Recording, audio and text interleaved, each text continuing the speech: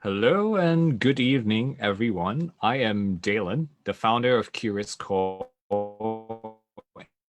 and we are a education startup based in Singapore, helping and serving the UX design community. And tonight we have a special guest, someone I've known for a couple of years and who currently works at Shopify as a UX design manager.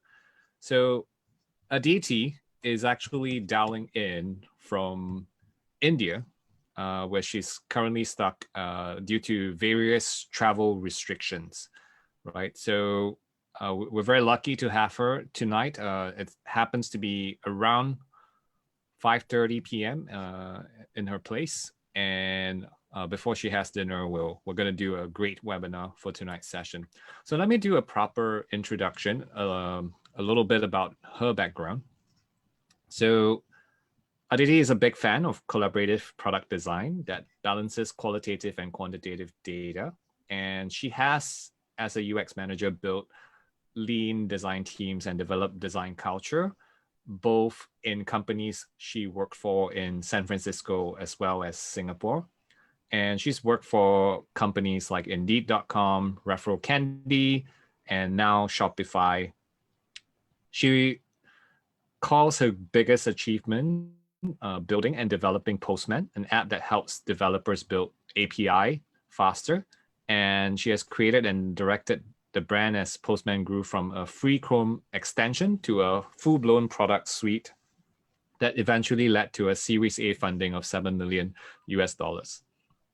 So as mentioned, this webinar series is conducted because right now we are in a very difficult period as a design community. Many physical events are canceled, and I thought it would be a good idea sometime in May to actually interview practitioners I know, knowing there's a lack of good role models and examples in Asia Pacific that talks about UX design, and no one's actually actively doing that.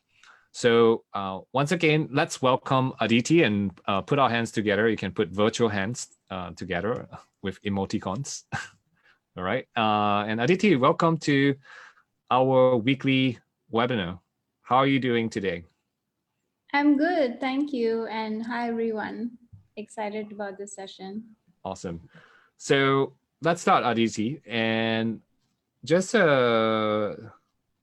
maybe we can start by sharing like what do you do on a day-to-day basis as a UX manager at Shopify? Awesome. So my role is basically to help commerce, get better for everyone, everywhere, all over the world. That's I think what everyone works on at Shopify. And as a UX manager, I'm leading a small design team, which is a bit distributed in the APAC region. So we have folks in Singapore, Indonesia, Japan, and very soon South Korea as well. So it's a distributed team, and day to day I'm there to like kind of support the team in getting shit done and helping the merchants in the region as well. It's a challenging time for merchants, especially with COVID and everything that's going on, and so we're here to like improve the product and help them succeed. Awesome. And did you want to? Is it convenient to share some of the initiatives that you're helping merchants with? um I don't think I can get into any of the details of stuff that hasn't gone out yet, but overall, what we are doing is that we are improving the product for merchants in the region so that it's easier for them to succeed as entrepreneurs, right? Awesome. And so, what Shopify does is it provides a commerce platform for merchants so that they can set up their online store. And so, we look into ways that we can improve the platform and make it easier for them um, to set up and then scale their businesses as well. Okay, that makes sense. And you were talking earlier about the stuff that you do as a UX manager is to help the team get shit done. Let's talk about like practices, like what should we look out for, like in terms of an effective design team? Like what does it mean to get shit done? What kind of practices and culture should we establish?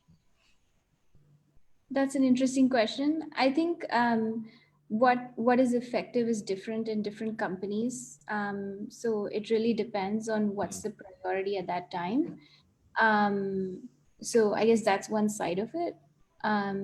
What I personally prefer to do is, build a team that's a lean team.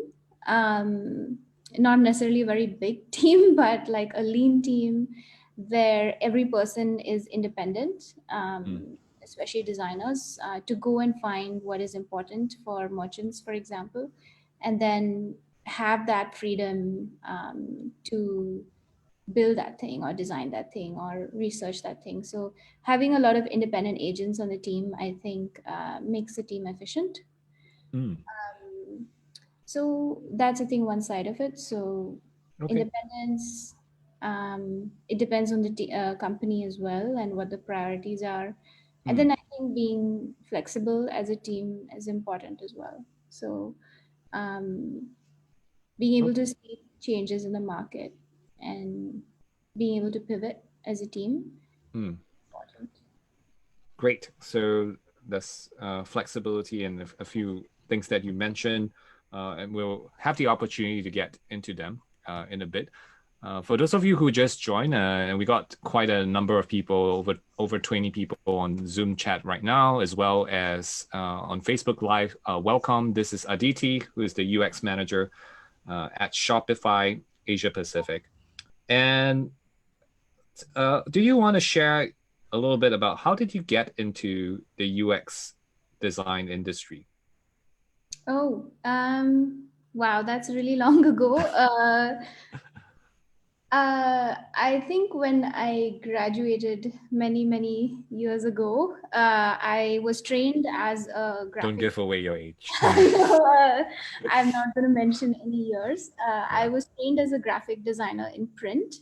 Mm, And then when I graduated from my design school in India, I joined the design industry. But within the first, I think, 4 months or 5 months, I realized I really didn't like graphic print design in the industry. Like in design school, it was super fun, but in practice it wasn't great. I was doing a lot of logo design and stuff like that, and I asked my boss that I want to actually design websites instead. And at that time in the studio that I worked at, no one wanted to do the website design. So I was a new designer on the block, so they were like, sure, do it. And so I did it, and that was, I think, the first website I designed, and it was probably terrible, I guess.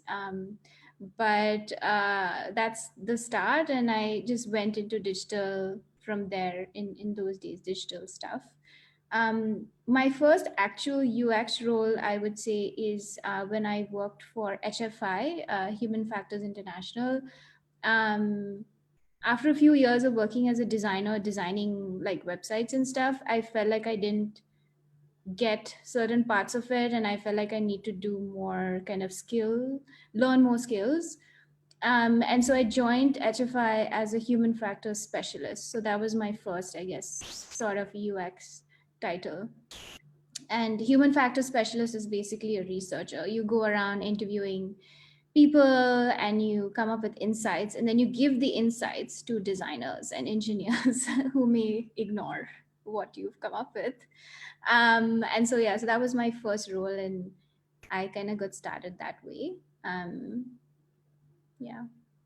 that's great, and thanks for sharing that story.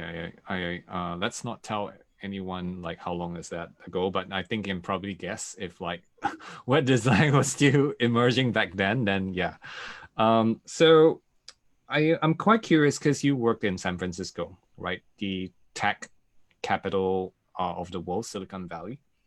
And I'm curious to understand like um, what are the differences working in San Francisco versus like in Singapore in terms of the practice of design, right? Now that you've worked in Singapore for the last couple of years. Yeah. Um, I think it's not that different. I think it's more about the timeline. SF is like super mature as a industry in terms of startups. Many startups have grown and evolved and crashed and burned over the years in SF. So like all the designers, all the engineers, they've already seen that happen, right? And so it's a more mature community, I think. Whereas what I see in Singapore is that if some company gets like $1 billion in funding, everyone is like, oh my God, this is it. Like, but because they've never seen that before, right? So I think it's a much younger community here. Like people haven't seen that cycle of like crash and burn happen a couple of times. And because of that, we also have fewer like very senior designers as well. When you're working in SF, like you meet people who have worked with like Steve Jobs and stuff like that, which is really cool. But then the stuff that they say is like the usual stuff, like which is do whatever you want and all of that. So um Interesting. it's in the end very similar. It's just that we are very early in the timeline here in Mm, Singapore. In Bangalore, I think Bangalore yeah. is a bit more mature. Compared, I think it's the in between state between Singapore and SF, where there Mm, have been a few cycles of crash and burn, mm, and there are older designers who will tell you, "Hey, don't just go for the next shiny startup. Like think about what you actually want to do, and then do that." Right? It's mm. not just about funding, Yeah, stuff like that. So I that think the makes a lot of sense. trend, yeah. Okay, and I I was also wondering, right? You hire local talents, and you've been hiring local talents as well in Singapore. So you've seen their standard. Many of our audience here are looking to break into the UX industry. What can local talent do to be a better designer? What do you think they're lacking based on the portfolios of CVs you've seen? I think it's hard to make a generalization for Singapore. I think Mm, there's a lot of really good talent in Singapore. Um, I've interviewed so many super talented designers. I think more than talent, it's about figuring out how to crack the interviews where people need coaching. Like, I feel like people know everything already, or they know as much as any other designer I'm hiring in, like, interviewing in Europe or wherever else. But it's like how you say it and saying the right things, which I know sounds unfair, but that's the reality, right? You need to present your skills and your portfolio in such a way that the other side understands what your skills are. So I feel like that's the gap rather than a pure talent or skills gap. okay. The other thing I do see is that there are a lot of generalists because we are very early in the tech scene. So there are a lot of designers and researchers. But when a big company like Shopify is hiring, we need a designer or a researcher. We need more specialists.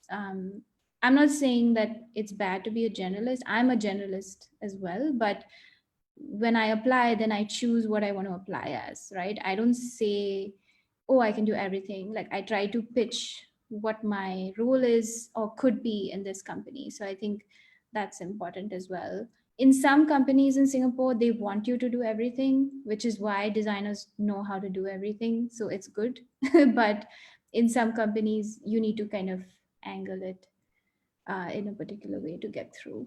Especially bigger companies and more mature teams like yours in Shopify. Yeah. And I I think it's a good point that you're pointing out that communication skills are really important. I was just wondering, like when you say presenting the work in a better way or present or saying the right things, do you have some hot tips? Because I'm just asking on behalf of the audience, like how what is your framework or what's your structure in terms of like presenting, say, work or something? I don't think there's a formula. I wish there Mm, was. Um, okay. I would say one advice that I give to designers when I see their portfolios and they reach out to me on LinkedIn is you can't be who you're not, right? Like You can't show the work that you haven't done, for example, and if you try, it shows. So just accept that this is where you're at and this is the work that you have, and then present it in the best way possible. um, and then another advice that I would give, but again, it's very individual. Each designer has a different skill set and has to create a different portfolio. For example, my portfolio works for me, but it may not work for someone else who hasn't done the kind of work, right? Is when you're choosing your 3 case studies or whatever that you want to put in your portfolio, be very clear what is the outcome that you want from that case study. Like, so for example, I have one case study that I feel is a good example of how I can be very scrappy as a manager and get shit done, for example. Then I have another case study which shows like scaling a team or whatever, like story that I want to tell. And then I have another case study which is just like pure design craft or something. So I think as long as you have that clarity on like why are these case studies in your portfolio and does it match with what the other person is looking for, then you're good. And every person would have something different that they want to say about their skills as a designer. So there's no formula, right? Only I can say that like I've done this kind of work because I've set up a team from scratch in like 3 different startups, right? And so I can talk about that. So you need to think about what are your strengths and just focus on your strengths. Well, that's really good. Having that clarity and having that awareness of your own strengths. Working, I would say, kind of like working backwards from there and just thinking like, what is the appropriate work and what should I highlight in that particular case study. I think that's a very sound strategy that more people can do. Rather than just say spamming craft work, which most people do, and that you're saying there's a lot of generalists, right? As you mentioned. I mean, a lot of people have good design skills now. So how do you, differentiate yourself? Yeah, that's definitely something to consider for all of us who are applying for work. Can you share a little bit about, you know, like your team, perhaps? Like, how do you manage your design team, and how do you upskill the people in your team, or like how does your team learn in general? Right now, my team is queued to senior designers. So, it's easier to manage right now. Everyone on the team is like really senior, more self-aware, and in a lot of ways self-guided. So what I do is I try to, create a plan, like most managers, to help them in terms of their career growth and to make sure that they are like on the plan, off track, and put guardrails in place and stuff like that. At Shopify, we call them tripwires. Um, so making sure, for example, that each designer has the support they need. So for example, a more junior designer would have growth areas when it comes to craft and improving their craft and all of that. A more senior designer may already be really good at craft but wants to do like, I don't know, more complex, cooler projects and learn that way. And so then my job would be to make sure that they get those complex, cool projects. So I think what you have to do for each designer is different at different times.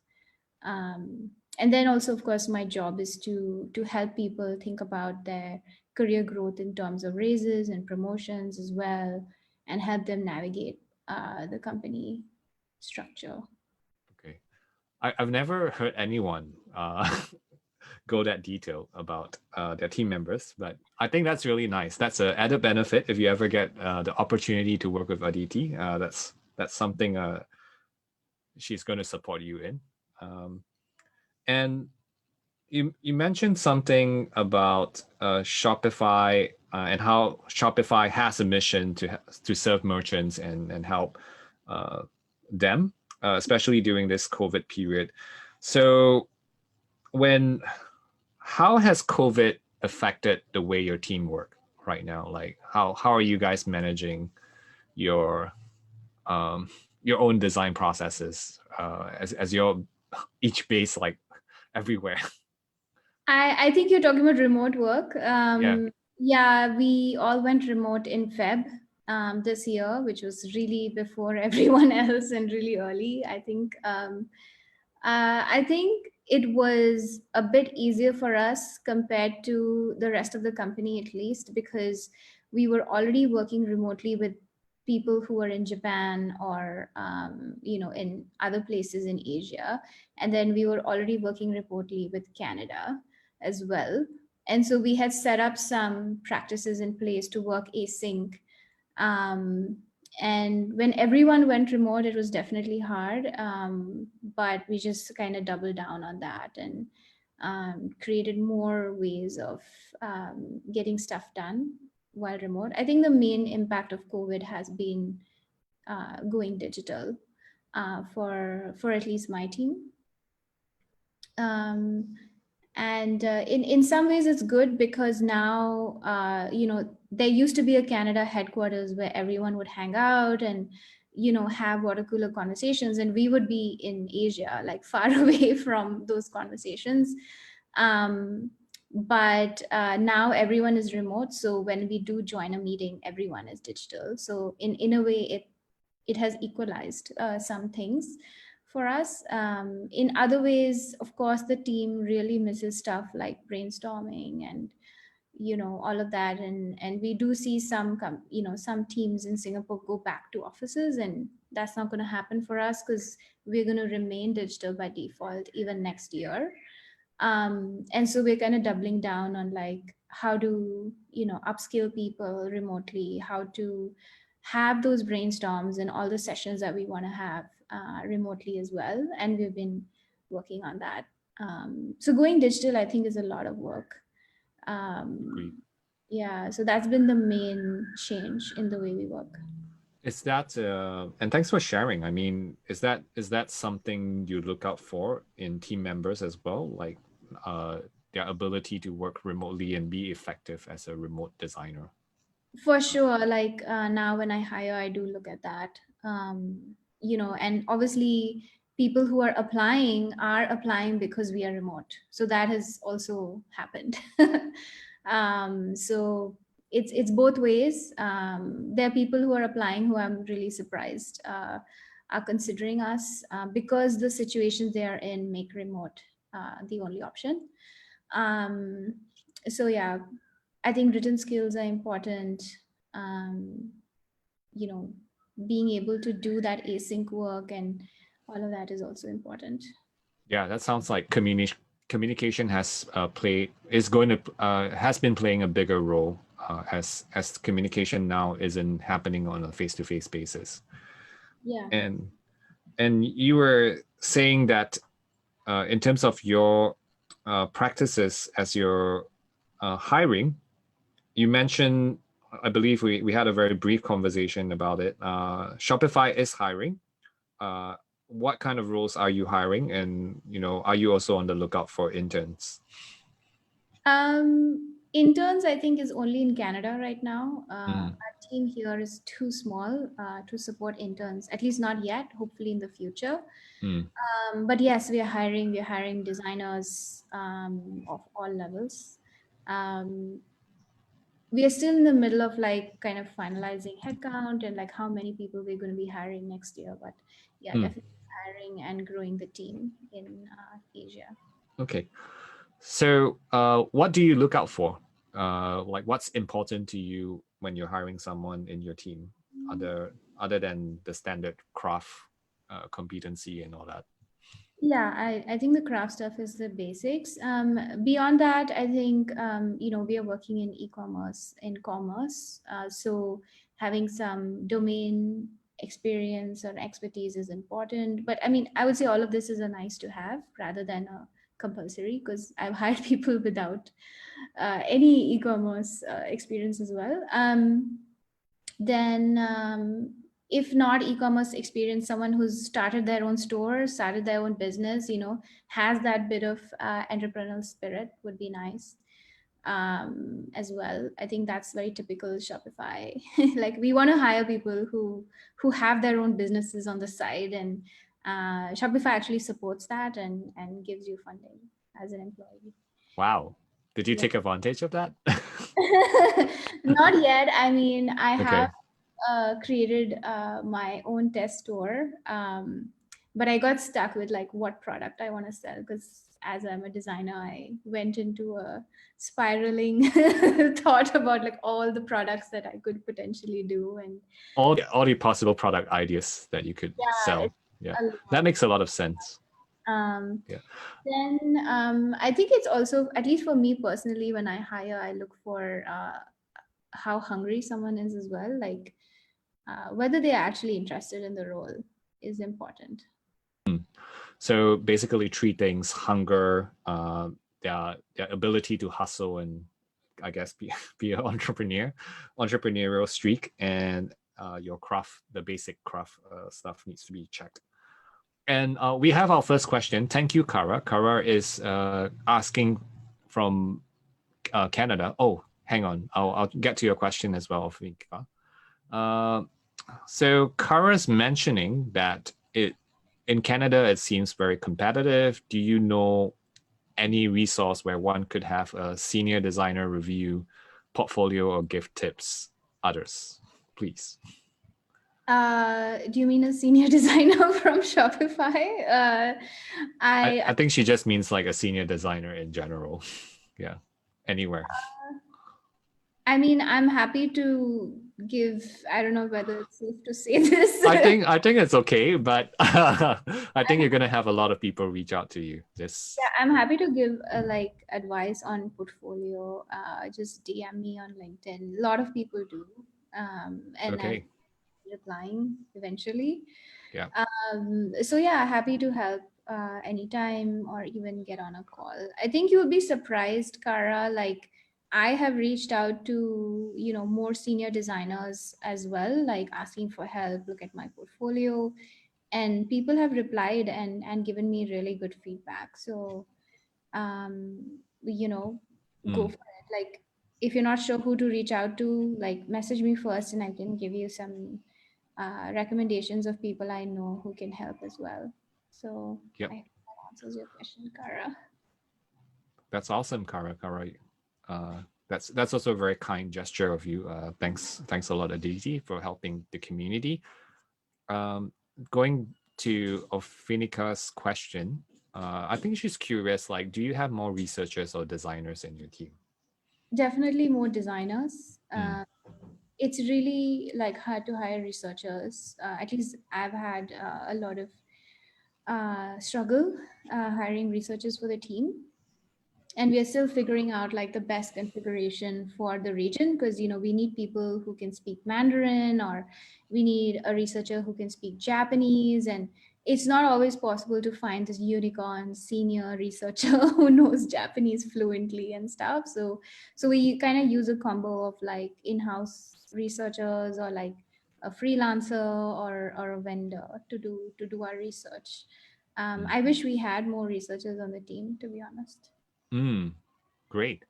I think I echo your sentiment, but also it's also quite true that there isn't a lot of job openings for UX researchers to be fair, and therefore there's not a lot of opportunities to be specializing in that and then get a role in that.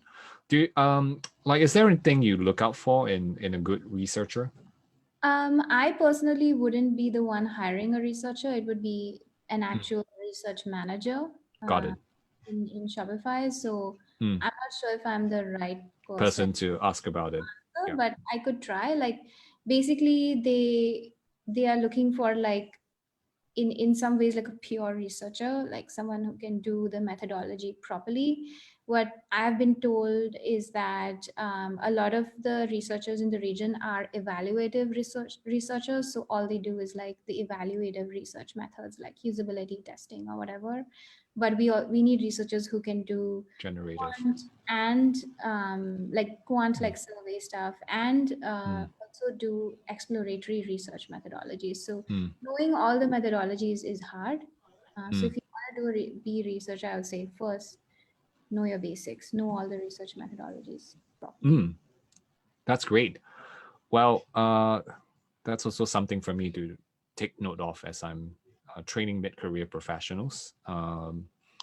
And Sumiat, I believe, is asking as well, like, what is the difference between a junior and senior designer, in your opinion? Oh, this is a frequently asked question. I think a senior designer is someone who is, I guess, one way to put it is more mature, who can manage their own time, who can communicate properly with stakeholders. It's the same with senior engineers, by the way. It's not about the craft, no matter how good you are at the craft, it's about being able to manage yourself to some degree. That makes you a senior designer. So for example, if lots of people are like saying, hey, do this, do that, blah blah blah, xyz, and you say yes to everything, then you're not a senior designer, because you need to be able to prioritize your week. So ability to self-manage as an individual contributor, and also prioritize tasks appropriately based on, I guess, the given objective of the Yeah, team. like understanding like what is going on, stuff like that. Yeah. So it sounds a lot like, I guess it's communication skills. Looks like communication skills is getting a priority, but also some form of, I guess, critical thinking, being proactive, being able to have self leadership as well. So it sounds like these skills are important if you want to even get promoted from a junior designer to a senior designer. And yeah, I was just wondering, like, what's the question you wish I would ask you, but I didn't? What? uh, I like to throw curveballs like that. uh, can't think of anything right now. uh, but if I do think of something, I'll let you know. Okay, what's sounds like okay. Well, we're getting questions now, so I think I don't have to throw any more curveballs. All right. So Carmen is asking, e-commerce in Southeast Asia is dominated by marketplaces like Shopee and Lazada. How much reference does Shopify take from these platforms in terms of user experience? Yeah. Hi, Carmen. So basically, a marketplace is a really different, I think, business model from Shopify. So I'm not sure the UX is easily, or the product direction is easily comparable. Most of our merchants use a brand.com and a marketplace. So I don't think we want to discourage merchants, or like make them choose. We just want to make sure that they have that independence to create their own brand.com where they can control everything. Because in a marketplace, it's the rules are set by the marketplace. So I would say it's really different as an experience. Yep. The other thing in terms of UX, I think what is different is we are designing for merchants. So every decision we make is about what is better for merchants. How do we help them succeed? But I think a lot of marketplaces are different that way. Um, Mm. I think that's in some way how you could look at the difference in UX strategy. I agree with that point as well.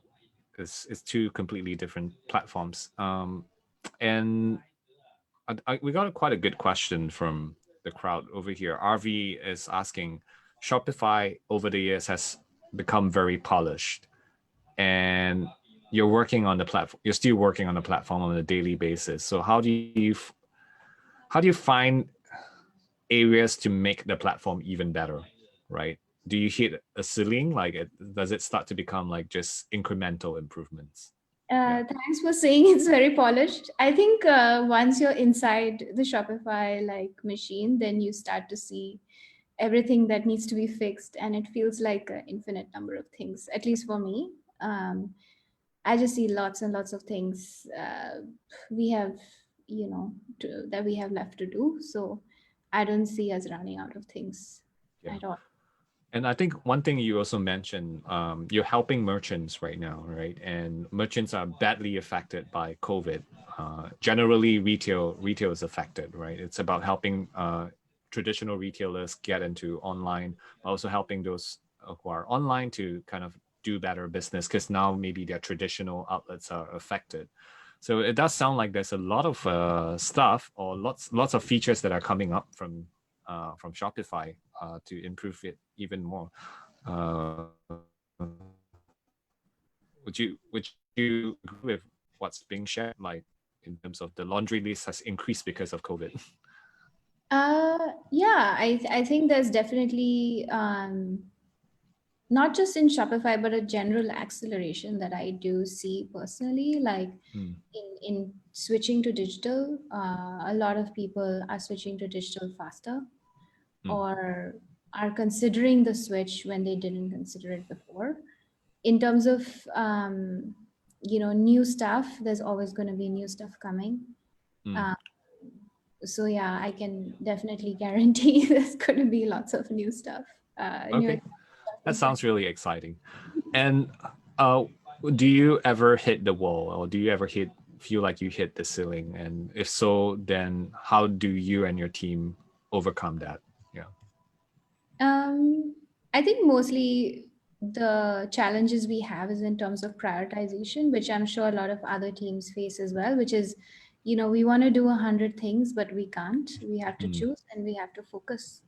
So how do we focus, and how do we kind of align with business and with merchants and make sure that we're making the right decisions there? So I think that's our challenge. I personally don't see us hitting a wall in terms of ideas. There's just so much stuff to do. mm. Um, yeah. Makes a lot of sense. Well, for those of you who just dropped in, we have Aditi, UX manager at Shopify. Welcome to the live webinar. If you are on Facebook, welcome.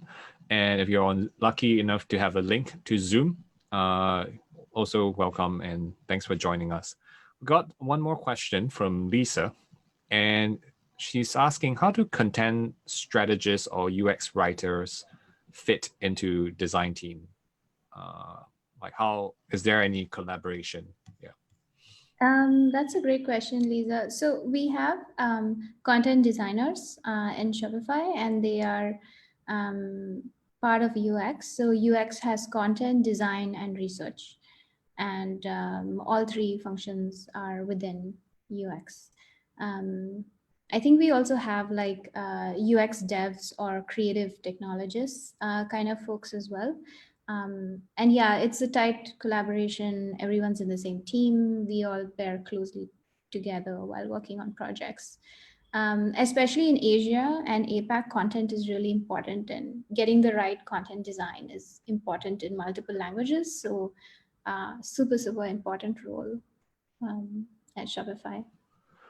For those of the people here who are new to content design, like, can you just briefly describe, like, because you mentioned content design is important in building products in Asia Pacific, like, what, like, as you're a UX leader, right? Like, and you're working with UX writers or you're working with content strategists, like, what are some of the traits of effective content designers? Yeah.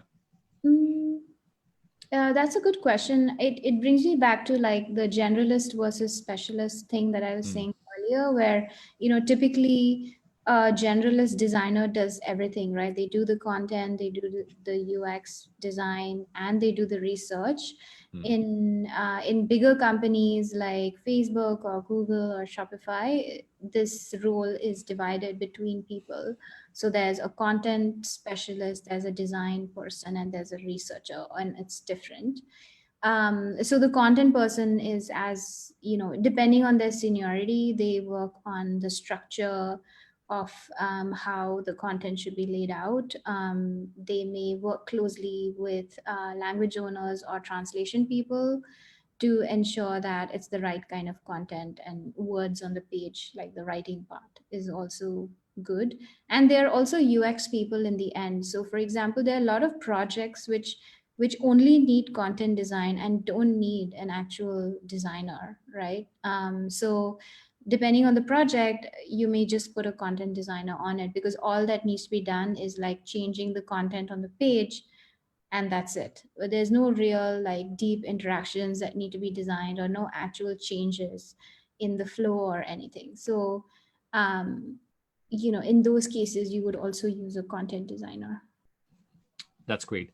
That's And I noticed this role actually becoming a little bit more prominent in larger teams, and people start to even like use a different term. Like it used to be called content strategist, or it used to be called UX writer, and like I think the term content designer has started becoming a little bit more popular right now, because it does require a more thoughtful approach in terms of laying out the content, and sort of being able to share it and make sure that it fits the users that is being served and that's reading it. Yeah, so it's still very much design. That's why I kind of like the term content designer, because it's still doing design work. It's just like a specialized kind of design work. So I'm sure most designers have done content design work before. This just allows you to like specialize in that area a lot. It's great to hear, because over here we're even sort of recommending some of our coaching clients to actually specialize in content design because of their background, either in marketing or writing, and that they have this natural affinity with it. So I teach in the university and in the polytechnic, and I haven't actually seen them have a specialized module about it. In fact, I'm actually on the lookout for people who can speak more about it. So let me know if you know anyone. It's very rare. It's very rare. It's very rare. It's like a unicorn again. Yeah, like good researchers. we are still a very new industry, right? Yeah. There's still like hardly like 10, 20 years of this industry or Yeah, whatever. that is true.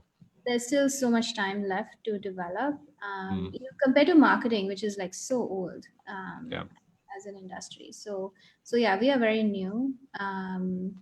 And there are designers, for example, who don't want to do the writing. They are more visual, or they want to do some other stuff. So it's okay, like just choose where your strengths are and just go that direction. That makes a lot of sense.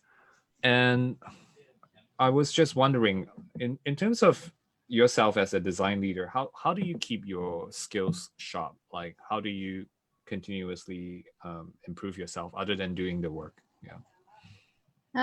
That's a good question. I think for management, it's really hard to upskill. It's one of the reasons I actually joined Shopify, because I felt like in startups, it's very hard to develop your skills as a manager, because it's all about the metrics, or they're very short-term goals sometimes, and so it's hard to like have time to develop your own like management skills. Over here we actually have coaches, and we have leadership like programs that you can join and learn. So I do that as much as possible. I join these workshops or trainings that are available.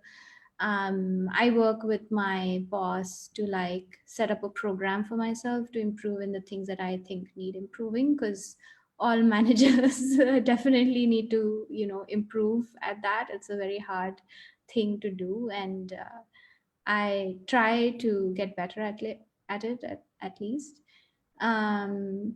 So yeah, it's and the other thing I try to do is I try to write. I haven't done much of that this year, but I usually do that, like to try and at least be self-aware about like what I'm thinking about, or what is top of mind as a topic or theme for me. Yeah. Do you have these writings like publicly or privately? Yeah, I have a Medium, which I think was last updated in 2019. That's okay. COVID took us by surprise. Yeah. So I think I want to get back to that for sure. Yeah, that makes a lot of sense. I think it's kind of like this term the engineers call like refactoring. You kind of need to lay down all your thoughts and just think through like, hey, am I doing something like the best way I can, and like just being reflective as a designer. That's in general a very good practice. I was wondering, if books are also like one of your sources or courses are also one of your sources, and if so, like, is there any that you would recommend to say a UX designer? I haven't done any design courses, to be honest. Mm. Um, they seem like not something that I would look at, to be honest, to be I very get it. I get it. I mean, you've gone through the whole entire like college program on design, so Yeah, I did my master's degree and thesis and everything. So really, academics is not my way of learning. But I did do a course last year, which is mm, from Yale called The Science of Well-Being. But that was more like for my own personal upskill.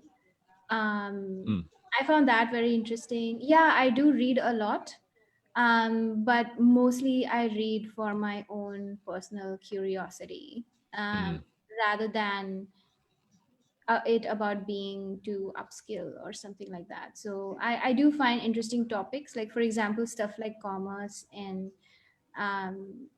the newest stuff in commerce. Like I find books about that, but that's just more natural for me. For me, reading comes very naturally. So mm. I just read a lot. I read a lot of fiction as well. So I really don't want to make it into read 20 books in this month or something like that. You Kind don't of, have to. Yeah. But how many books do you read in a year? Like if I don't know. I yeah. have not It's just counted. like you just kind of whatever topic you're interested in, you just kind of like start reading and Yeah, I read a lot in general. I read a lot mm. of trash novels as well. So it's not just literature. thank Um, thank you for being honest. and yeah, I don't count. I read a lot though. Okay.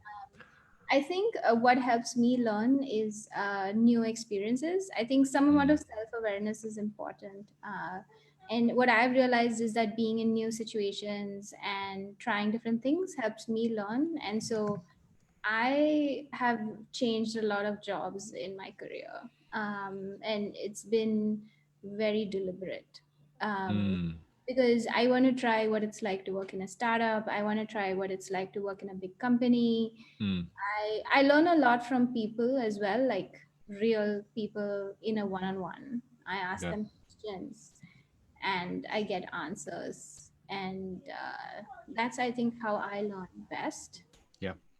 from humans. True experience, true practice. It sounds a lot like, and I think it's also important that each and every one of us finds what's our own way of learning best as well. Yeah.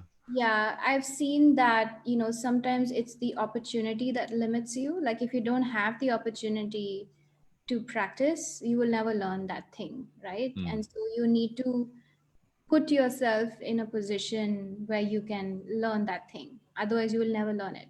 It doesn't matter mm. what books you read. Yeah, that sounds very deliberate.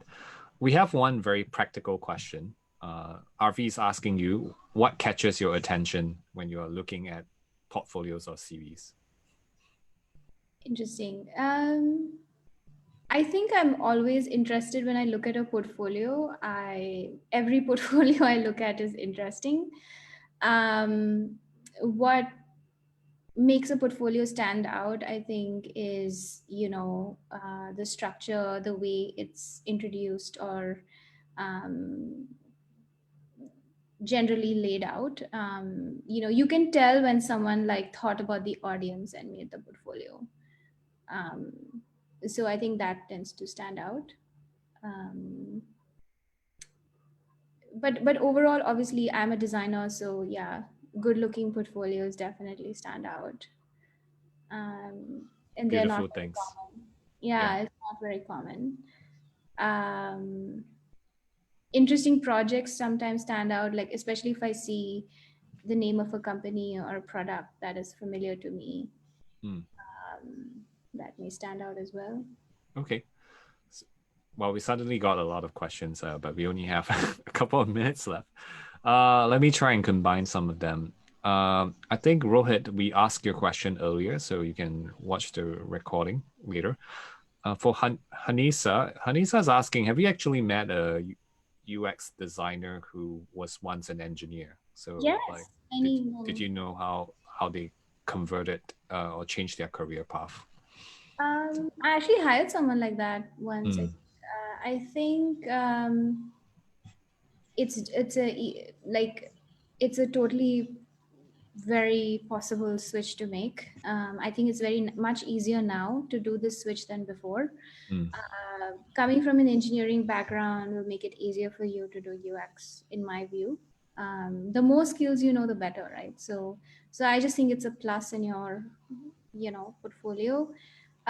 You also don't need to choose between engineering and UX. Just FYI, you can do both and become a unicorn. That's great.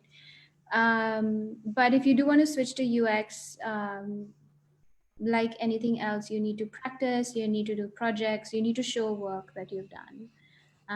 So I think one UX person that I hired who used to be an engineer showed me an app that they built. So mm. I was just blown away and I was like, hire this person right now. You're Um, hired. Yes. yeah, so, Awesome. Yes, I think there's a lot of advantages that an engineer can bring to a UX team. So definitely that's something you can build upon strengths. And Aditi is right. Practical experience really matters. Carmen's asking, have you ever felt overwhelmed with all the things that you need to do at Shopify? And how do you deal with this sense of like, I can never finish everything? yeah, I do. I think everyone feels that sometimes, especially during COVID. We've all gone through phases of like too much stuff is happening and it's too much change or um, stuff like that. I think it's good to have coping mechanisms in place for when you're feeling stressed out at work.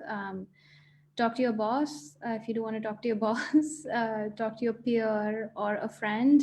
I think about it. Take a break. Something that one of my bosses used to say is take a duvet day, which is like you wake up in the morning and you don't want to do any work, so you just stay in bed.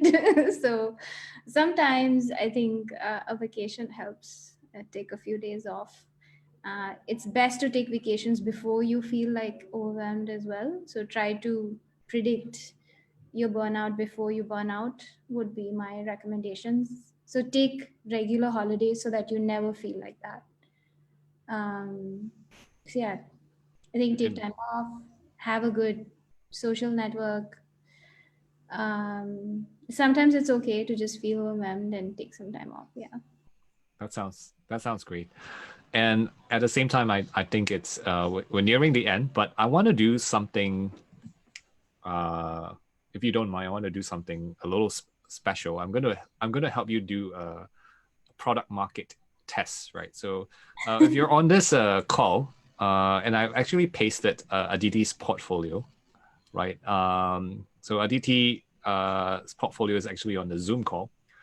Just go check it out and just have a look at it. And don't worry, I'm not asking them to give you a critique, but I am very curious. So the question I have is, how many of you